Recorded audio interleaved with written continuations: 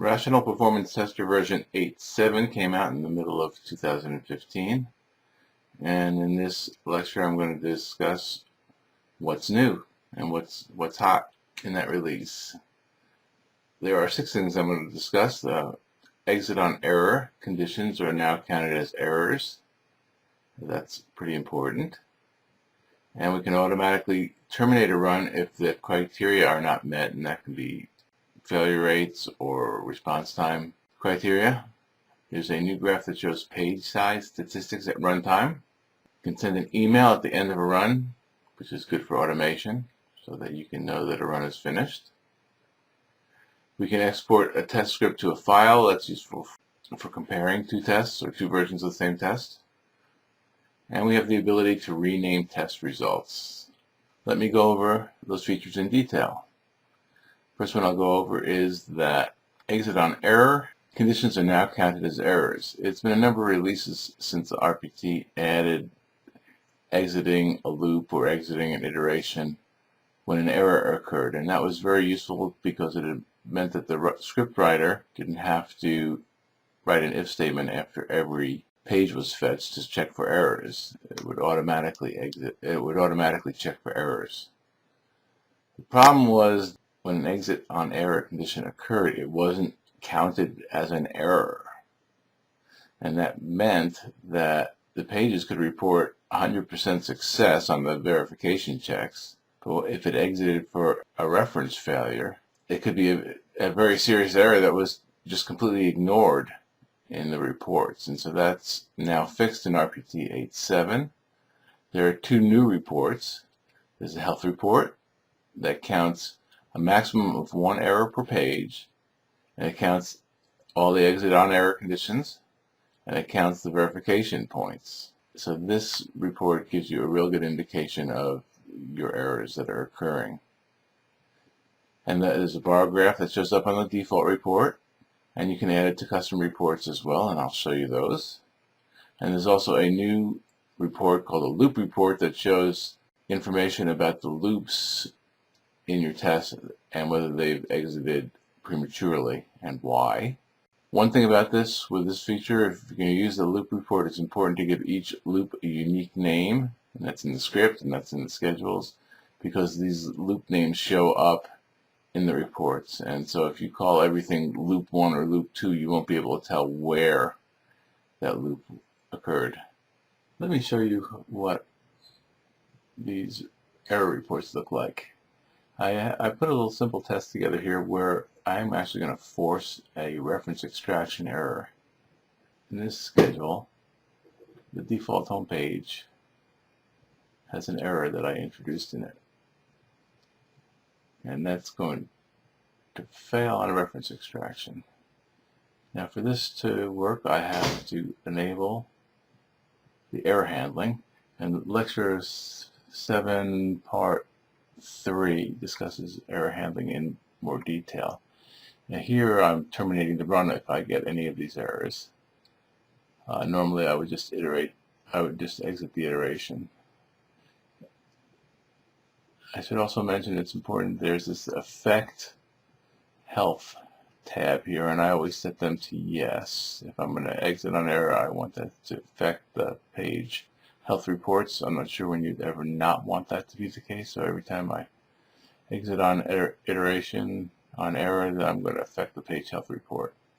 So I've run this, and I'll display the default report, and you can see there's 3 bars there. First 3 have been in RPT forever, and they're showing 100% success on page element success, verification points passed, and page element success. So if I had looked at that, I would decide that this test was 100% successful. But there's a new bar that's showing 0% healthy for run. So this new bar is really what you need to look at to get an idea if a page is healthy when you're using exit iteration on error. Because if you use the first 3 bars, you'd be completely misled that says everything's 100% working, when in fact this test really is 100% failure. The server health summary tab is also the old report, and if you look at this, it leads you to believe everything you tried worked. You tried one and everything worked, and that's misleading because they failed. So there's a new report that is more useful. It's the errors report, and it will show you how many reference extraction errors and what you've done on those. So this is just diagnostic information to help you figure out what happened in your run. And there's a new report also that's a loop report that you can run, and it tells you how your loops behaved and which loops exited. Gives you some error information about the loops in your test. And what I find on this report is that the third tab is the one that has useful information, the loop iteration health tab. I don't find the other tabs to have helpful information, but this third one will tell you that the harness loop was tried once, 0 of them were healthy, and it tells you why it failed. Reference extraction failure count. So this is a quick way to get some diagnostics if your loops are exiting on error, or if your test is hitting any exit on error conditions. So let me bring up another test that I had run earlier. This is a real test, not just put together test. And you can see here the new percent had paid, the healthy report is telling me that there was 90%, 97% healthy. And so that's an indication that I had some problems there. And then I can display the loop report. Look at the third tab there. And most of these loops were good, but there was one of them that had a problem. And it shows you which one it is with the loop, group 2 loop.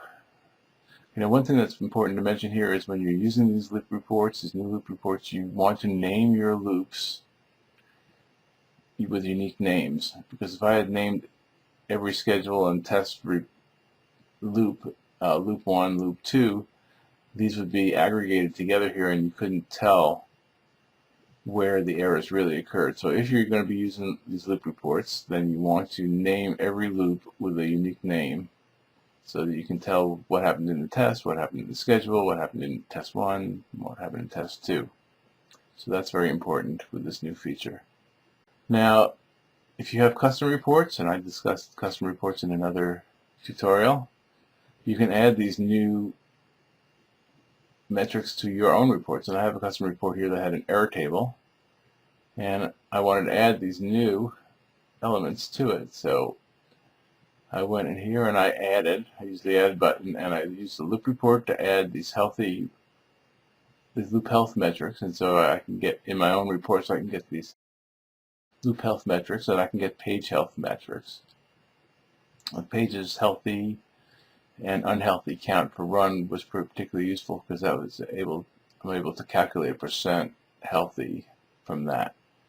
One thing I discovered here is that the loop counter report, if the report says loop health, it comes from the loop counter report. If it says pages health, it comes from the page performance counter. So this is how you know where to find these reports, which is something I didn't realize until now. The next new feature to discuss is the ability to automatically terminate a run if certain criteria are not met, such as too many errors at a stage or response time is higher than you want. And this is useful for test automation because you don't want to run for longer than is necessary. I mean, if you're already failing because there's too many errors, let's not run for 24 hours, let's abort immediately. You do get to specify the number of stages in a row that have to fail before you terminate. And that's useful because sometimes the first stage is a warm-up stage, and so it's slow. Or sometimes there's a temporary condition, such as garbage collection or you're taking a thread dump, that causes a glitch in response times or error rates. So you want to be able to specify abort if n stages in a row don't meet criteria, and I usually just use 2 stages in a row as the terminate condition. To set up terminating on a condition, there's a setting in the schedule. It's a little checkbox, and you say exit the run for failing requirements, and you specify the number of failing stages in a row. Like I say, I use 2.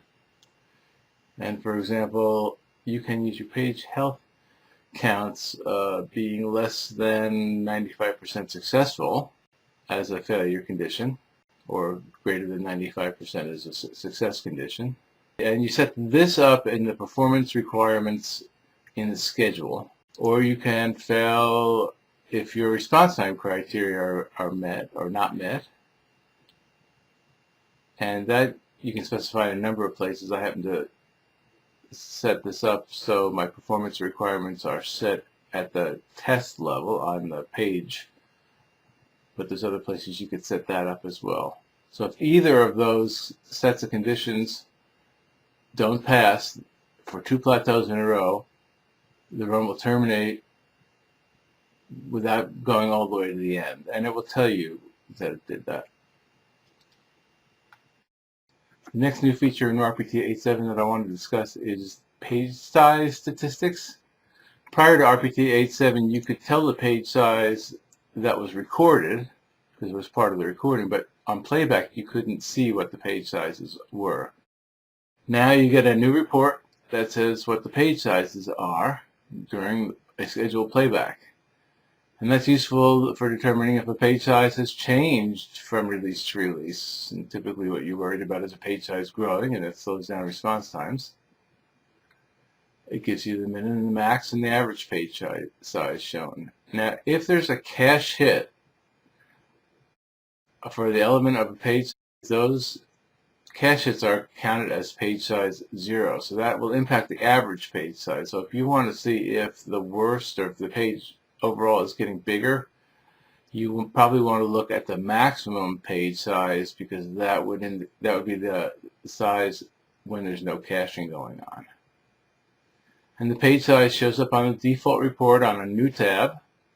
That's called Page Size tab. The next new feature I want to discuss is the ability to send an email at the end of a run. And you will get an email that gives you an indication of how the run ended. And that's useful for test automation. If you kick off a run automatically and you think it's going to run for 24 hours, and let's just say it hits some error on exit conditions or it doesn't meet response time criteria, you could abort early and you'll get an email to tell you what happened. Now the way you set this up is you use in the workbench, you use Windows Preferences Text Execution, and then you'll need to know the SMTP server info that you need, and you need to have an account with that server. And this dialog here shows you what you need to set up. And I just should mention that some firewalls will block the SMTP port, so you need to get that unblocked. And that was the case for me. I couldn't actually test this in the lab because the lab firewall stopped SMTP messages from being sent. But it is a useful feature for automation, so you'll get an email at the end of the run. Another new feature in RPT 8.7 is the ability to export a script to a file. And that's useful for comparing two versions of a script. You can use any diff tool if you want to compare two versions of a script. And that's useful if you have different versions of a test script and you're not sure which version you're running or what's changed in a new version. So the way you do that is you open a test script, you right mouse button on the very top line of the script to show the context menu, select Export Contents to File. It has to be exported to a folder within the project, but you can manually move it after the export. And the text also displays in the workbench. And the final new feature I want to mention is the ability to rename test results. You couldn't do this in prior releases, but now you can. You select the test result in the test navigator, you right mouse button to show the context menu, and you select rename, and you can give it any name you want to, and you can rename the test. In summary, I went over 6 features. The first 2 are obviously the bigger ones. Exit on error, conditions counted as errors, that's really important. You can automatically terminate a run if criteria are not met. That's very useful. You can also get page size statistics, and you can send an email at the end of a run. You can export a test script to a plain text file, and you have the ability to rename test results. That's what's new in RPT 8.7.